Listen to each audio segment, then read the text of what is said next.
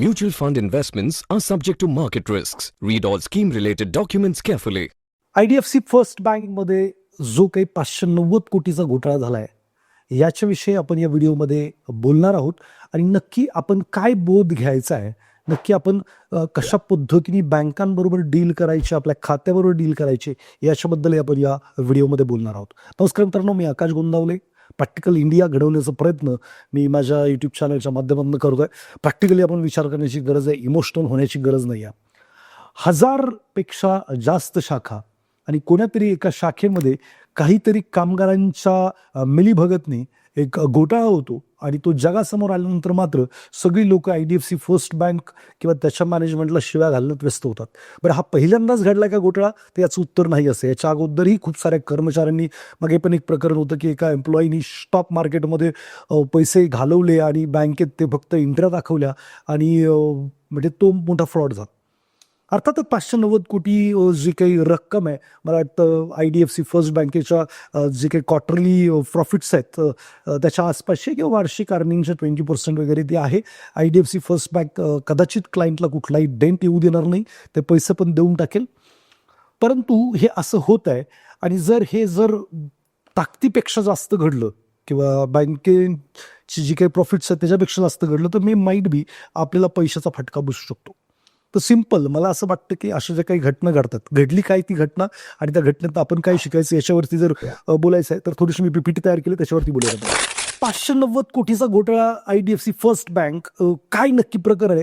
Share 20% कोसळ्यात, गुंतवणूकदारांचे साधारणपणे म्हणजे जे मार्केट कॅपिटलायझेशन होतं IDFC फर्स्ट बँकेचे 14,000 कोटींनी कमी झालेलं आहे. म्हणजे गुंतवणूकदारांचे 14,000 कोटी मायनस झालेले आहेत. घोटाळा कसा उघडकीस आला हे सगळ्यात पहिलं आपण झालं. हरियाणा सरकारशी संबंधित काही संस्थांनी पैसे ठेवले. आता बघा, हरियाणा सरकार जे आहे त्याच्या संबंधित जे काही संस्था असतील, NGO असतील, वॉटेवर जे काही संपत असतील, त्यांनी ते पैसे ठेवले. कदाचित ते पैसे त्यांना लागणार नव्हते आणि याची कल्पना किंवा ते काढायला लवकर येतील याची कल्पना तिथं जे काही अधिकारी काम करत होते ब्रँचमध्ये त्यांना असावी. बँकेत पैसे किती आहे ते तपासले असता खात्यावर दाखल रक्कम आणि प्रत्यक्षात असलेली रक्कम यात मोठी तफावत आढळली. यातूनच हा घोटाळा समोर आला. म्हणजे काय, खात्यावरती त्यांना जे काही प्रिंट करून दिलं होतं किंवा सांगितलं होतं तेवढे पैसे, पण ॲक्च्युअली जी खात्यात तपासलं तर तेवढी रक्कम तिथं नव्हती. त्या रकमेचा संगनमताने जे काही स्टाफ आहे त्यांनी गैरव्यवहार केलेला होता. किती रुपयांचा घोटाळा आहे? IDFC फर्स्ट बँकेच्या चंदीगड शाखेत हरियाणा सरकारच्या खात्यामध्ये बँकेच्या काही कर्मचारी चुकीचे व्यवहार केले, यामुळे सुमारे 590 कोटी रुपयांची तफावत निर्माण झाली आहे. हा आकडा बँकेच्या 3 महिन्याच्या एकूण नफ्यापेक्षा जास्त आहे. हे विशेष गंभीर. म्हणजे बँकेने ओव्हरऑल 1000 शाखांमधून जो प्रॉफिट 3 महिन्यात करणार आहे तेवढा सगळा प्रॉफिट ते एका शाखेच्या काही कर्मचाऱ्यांनी गायब केलेला आहे. बँकेने काय पावलं उचलली? घोटाळा घडल्यानंतर साधू बँकेने 4 संस्थेत जे काही कर्मचारी होते त्यांना तातडीने निलंबित करण्यात आलं. पोलिसांमध्ये तक्रार देण्यात आली. जी काही KPMG नावाची नामांकित संस्थेकडून स्वतंत्र चौकशी, म्हणजे फक्त अंतर्गत चौकशी न करता बाहेर एक एजन्सी निवडली जिला चौकशी स्वतंत्रपणे करण्याचे राईट्स दिले. बँकेच्या बोर्डाच्या खास समितीची बैठक घेण्यात आली आणि बँकिंग नियमावलीला RBIला पण याच्याबद्दल माहिती देण्यात आली की अशा प्रकारचं जे काही कामगारांनी आहे तो घोटाळा केलेला आहे. बरं, असं हे फक्त IDBI बँकेतच होतं किंवा लिमिटेड होतच नाही, बऱ्याच बँकांमध्ये होतं. काही बँका अंतर्गत समजलं तिथल्या तिथं एम्प्लॉईला, कारण बदनामी होते. बदनामी झाली की नक्की काय होतं? आता या बँकेचं जर विचारात घेतलं तर बँकेचे CEO V. वेंद्रनाथ सांगितलं की प्रकरण केवळ एका शाखापुरते आणि काही ठराविक खात्यांपुरतेच मर्यादित आहे. म्हणजे जे काही सरकारी म्हणजे संस्था रिलेटेड खाते होते तेवढ्याच खात्यां रिलेटेड होतं. जे काही सामान्य लोक होती किंवा ज्यांच्या खात्यावर कमी पैसे होते त्यांना काही त्यांनी टच केलं नव्हतं. संपूर्ण बँक अशी कोणतीही समस्या नाही. आमची बँक 10 वर्षापासून सुरू असून 1000पेक्षा जास्त शाखा आहेत, पण असा प्रकार यापूर्वी कधी झाला नव्हता असं त्यांनी स्पष्टीकरण दिलं. यापूर्वी झाला किंवा नाही झाला किंवा इतर बँकांमध्ये झाला, छोट्या मोठ्या प्रमाणात झाला तर बँका स्वतःचं नाव खराब होऊ नये म्हणून इंटरनलच ते मिटवून टाकतात. पण मुद्दा असा आहे की सामान्य माणूस म्हणून आपण काय पावलं उचलली पाहिजे? तर साधं सोपं आहे. आपण जी काही बँकेत वारंवार जाऊन चौकशी केली पाहिजे जर तुमचे फंड आहेत तर. जर तुम्ही तसं नाही केलं तर काय पण होऊ शकतात. तर रिसेंटली माझ्या पण खात्यावरनं मी पेटीएम वापरत नाही तरी सुद्धा काहीतरी पैसे कट झाले. मी इमिजिएटली फोन करून खातं वगैरे ब्लॉक केलं. मी सायबर क्राईमला कंप्लेंट केली, सगळं काही केलं. माझे पैसे रिव्हर्स झाले. अजूनही खातं चालू करण्यात नाही आलं. पण हे लक्ष ठेवलंच पाहिजे. बरेचसे खाते असतात, सारखे मेसेजेस येत असतात, आपण दुर्लक्ष करतो, बघत नाही. आणि मी माईट बी त्या दिवशी माझ्या लक्षात आलं नसतं तर माझेही कदाचित बरेचसे, कारण पेटीएम वापरत नाही, पेटीएमवरनं कट झाले. मी बँकेच्या अधिकाऱ्यांना फोन केला, ते म्हणले पेटीएमने तुम्ही पेमेंट केलंय. म्हटलं असलं कुठलंही पेमेंट मी केलेलं नाहीये आणि पेटीएम वगैरे माझं चालू नाही. म्हणजे अशा पण गोष्टी करतात. सो बँकेमध्ये सेव्हिंग खात्यावरती ठेवलेले पैसे माईट बी सायबर क्रिमिनल किंवा जे काही हे बसलेले अधिकारी किंवा काही खूप सारे लोक टॅलेंट वापरतात पैसे कुठूनही काढण्यासाठी. तर असे लोक काहीतरी प्रॉब्लेम करू शकतात. तर वारंवार बँकेत जाऊन चौकशी केली पाहिजे की बाबा माझे पैसे आहेत का जागेवरती, त्याच्यात बरोबर काही झालंय का, किंवा जे काही मेसेज येतात त्याच्याकडे दुर्लक्ष केलं नाही पाहिजे. आणि कट झालेले मेसेज तर प्रखरशाने तुम्ही ते पेमेंट केलंय का पटकन चेक केलं पाहिजे असं मला वाटतं. दुसरं, सेव्हिंग खात्यावरती पैसे ठेवण्याऐवजी एफडीत जाऊ शकतात का तुमचे पैसे, याचं तुम्ही विचार केला पाहिजे. जर तुम्हाला ते लागणारच नसतील तर तुम्ही ते इन्व्हेस्टिंग केले पाहिजेत. म्हणजे कुठेतरी म्युच्युअल फंडमध्ये इन्व्हेस्ट केले पाहिजेत, कुठेतरी अशा असेट क्लासमध्ये इन्व्हेस्ट केले पाहिजेत की तिथून ते चोरी नाही झाले पाहिजेत, किंवा त्याचं फिजिकल तुमच्याकडे हातात काहीतरी पाहिजे. म्हणजे स्टॉक मार्केटमध्ये लावले तरी तुमच्याकडे जे डिमॅट आहे ते तुमच्या डिमॅटमध्ये असतात. डिमॅटरलाइज अकाउंट ज्याला म्हणूयात, वेअर हाऊसेस म्हणूयात, इलेक्ट्रिक, त्याच्यामध्ये तुमचे आहेत, ते कुठेही जाऊ शकत नाहीत. म्हणजे त्याला प्रोसेस आहे, 2-3 फिल्टर त्याला पार करायला लागतील. म्हणजे तुमच्या डिमॅटवरनं ते विकायला लागेल, मग त्याचे पैसे तुमच्या ब्रोकिंग खात्यावरती येतील, मग ब्रोकिंगवरनं सेव्हिंगवरनं येतील, सेव्हिंगवरनं मग तो फ्रॉड होऊ शकतो. म्हणजे ते बरेचसे फिल्टर लागले त्याला. तर मेजरली मी तर असं म्हणतो की मोठा पैसा जर असेल तर तुम्ही बँकेमध्ये सेव्हिंग खात्यात ठेवण्यात काहीच अर्थ नाहीये. सायबर क्रिमिनलची पण तुम्हाला भीती आहे आणि बँकेमधले पण लोक क्रिमिनल आहेत. म्हणजे आता हे एखाद दुसरा मोठा घोटाळा आपल्याला बाहेर येतो, पण सगळे घोटाळे बाहेर येतात का, हा पण मोठा प्रश्न आहे. आता काय, ह्या बँकेचं नाव झालं, मग इमिजिएटली काय परिणाम झाला, तो शेअर पडला. बातमी येतात सोमवारी बँकेत शेअर एका दिवसात 20% पडले, त्या 87 रुपयाचे शेअर 70 रुपयाला, यामुळे गुंतवणूकदाराचे 14,000 कोटी नुकसान झालं. दुसरं काय घडलं, तज्ज्ञांचं काय मत आहे, यूबीएससी आणि मार्जिन सेम स्टॅनली यासारख्या मोठ्या वित्तीय संस्था की हा घोटाळा बँकेच्या वार्षिक नफ्याच्या सुमारे 20% इतका आहे. जेफ्रीस अँड बँकेने सांगितले की सुरक्षा नियमामध्ये सुधारणा करणे अत्यंत गरजेचे आहे, की बाबा अजून सुरक्षा नियम वाढवले पाहिजेत. नोमुराने बँकेच्या शाखा पातळीवर देखील किती चिंता व्यक्त केलेली आहे. हा परिणाम बँकेच्या एक्झॅक्ट ही न्यूज बाहेर आल्यामुळे घडला. काय परिणाम घडला, हरियाणा सरकारने IDFC फर्स्ट बँक आणि AU स्मॉल फायनान्स बँक या दोन्ही बँकांना सरकारी बँकांच्या खात्यातून बाहेर काढले, यादीतून बाहेर काढला. म्हणजे आता ते जे काही सरकारी गव्हर्नमेंट खाते यांच्याकडे ओपन होत होते किंवा जो काही दर्जा होता त्यांनी तो कमी केला. सरकारी विभागाच्या या बँकांमध्ये सर्व खाती बंद करण्याचे आदेश दिले.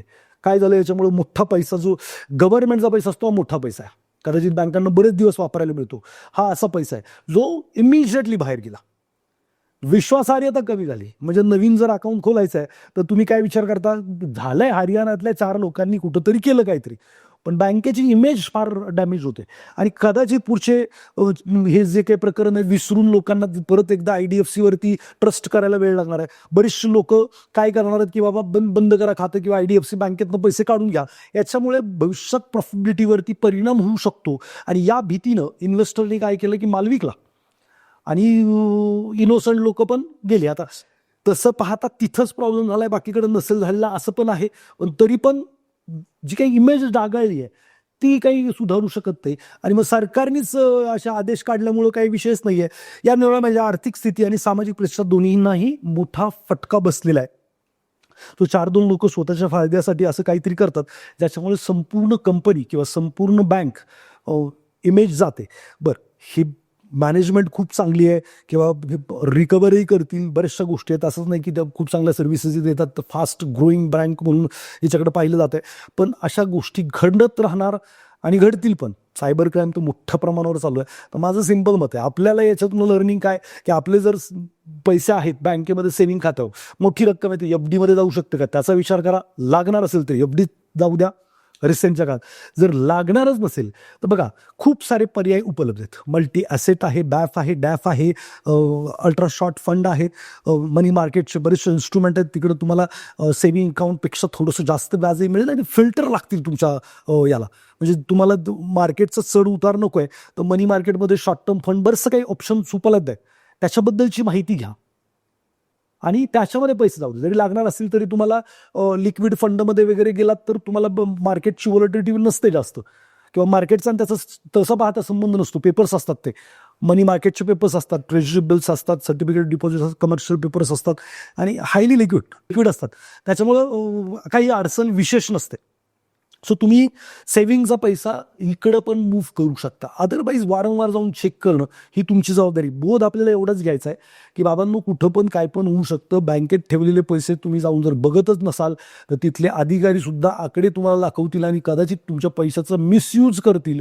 आणि उद्याच्याला असं काही घडल्यानंतर मग आपण डोक्याला हात लावून बसण्याशिवाय काही पर्याय नसतो. पण हे सरकारी खात्यांबरोबर झालंय म्हणून कदाचित मोठी न्यूज आहे. सिंपल माझ्या तुमच्या खात्यावर झाले असते तर कदाचित बँकेने मोजलं नसतं आपल्याला आणि कोणीच नसतं काही केलं, अशा पण विषय आहे. सो विचार करण्याची गोष्ट आहे आणि बी प्रॅक्टिकल. मी तर साधं सिंपल म्हणेल, सेव्हिंग अकाउंटला लई शांत झोप येते, मग तुम्हाला लिक्विड खात्याला शांत झोप यायला काय प्रॉब्लेम आहे? तुम्हाला नॉलेज नाही आहे तर तुम्ही वाढवलं पाहिजे. म्हणजे तुम्हाला असं वाटतं की म्युच्युअल फंडला पैसे टाकायचे म्हणजे 10-20 वर्षासाठी टाकायचे, काही नाही आहे. लिक्विड फंडला पैसे 8 दिवसाचे, 4 दिवसाचे, 2 दिवसाचे टाकता येऊ शकतात आणि एव्हरीडे व्याज मिळणार. तर 3 महिन्याला सेव्हिंग खात्याला व्याज डिपॉझिट होतं आणि त्याला व्याज 3 महिन्यानंतर चालू होतं. इकडे मात्र तुम्हाला एव्हरीडे मिळू शकतं. तर ह्याचं नॉलेज घेणं गरजेचं आहे. याच्या संदर्भात काही माहिती पाहिजे असेल तर नक्की खाली मला तुम्ही नंबर आहे त्याच्यावरती फोन करा.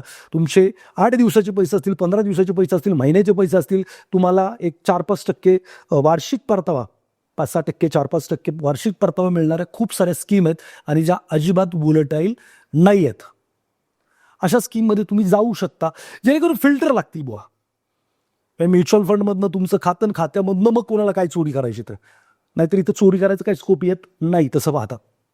सो आर्थिक आणि सामाजिक परिस्थिती गेलेली आहे. शेवटी काय झालं, हरियाणाचे मुख्यमंत्री नायब सिंग सैनी यांनी मंगळवारी जाहीर केलं की घोटाळ्यातच 578 कोटी रुपयांची संपूर्ण रक्कम अवघ्या 24 तासात परत मिळाली आहे. म्हणजे बँकेने ते पैसे देऊन टाकलेले आहे.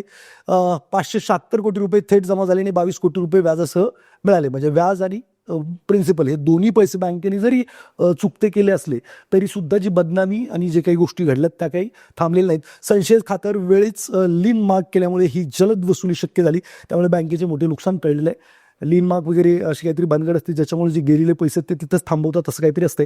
तर ते झालेलं आहे.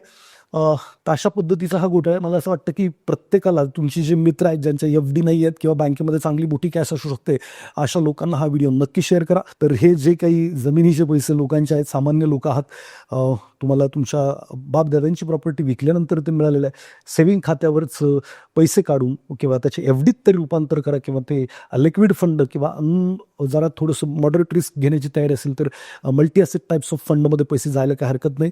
हा व्हिडिओ सगळ्यांना शेअर करा जेणेकरून प्रत्येकाला अवेअर करणं आपल्या खात्याबद्दल गरजेचं आहे. व्हिडिओ लाईक शेअर कराच आणि ॲक्शन मात्र नक्की घ्या. भेटूयात पुढच्या व्हिडिओमध्ये अजून नवीन माहितीसह. धन्यवाद.